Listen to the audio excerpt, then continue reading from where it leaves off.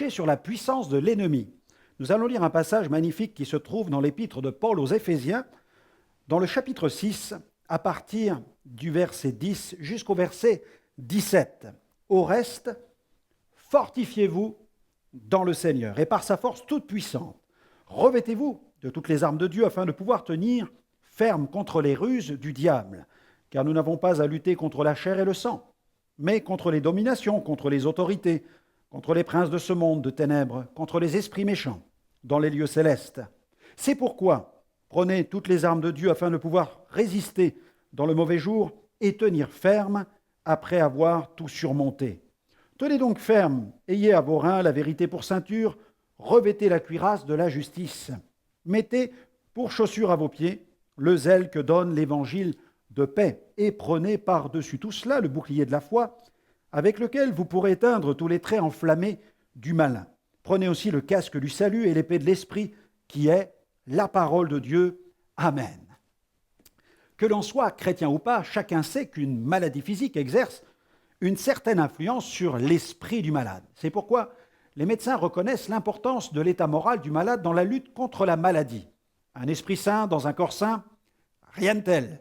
Malheureusement, la maladie est souvent exploitée par l'ennemi contre l'enfant de Dieu. Là, je ne parle pas d'un rhume ou d'une bronchite, je parle plutôt d'un état de maladie persistant, d'une maladie qui s'installe et qui tente à affecter la foi même de l'enfant de Dieu. Satan est appelé dans la Bible d'ailleurs l'accusateur. Les multiples accusations qui s'ajoutent à la maladie sont comme des traits enflammés qui, dirigés contre l'enfant de Dieu, le plongent dans une profonde frustration. Heureusement, nous avons le bouclier de la foi comme arme défensive.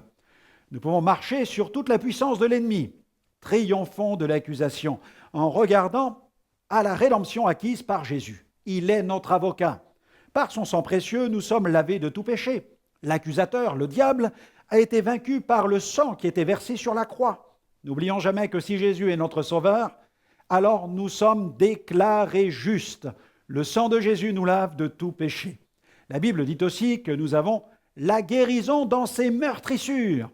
Le sang précieux de Jésus a coulé pour nous laver et nous guérir. La proclamation du message de la croix affirme la victoire de Jésus sur la maladie, le péché et Satan, l'accusateur.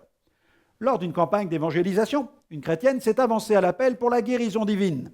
Souffrant de la maladie de Parkinson depuis bien des années, elle tremblait comme une feuille devant moi. Cette maladie la culpabilisait tellement. Elle se remettait souvent même en question, elle s'interrogeait. Elle se demandait si elle avait péché.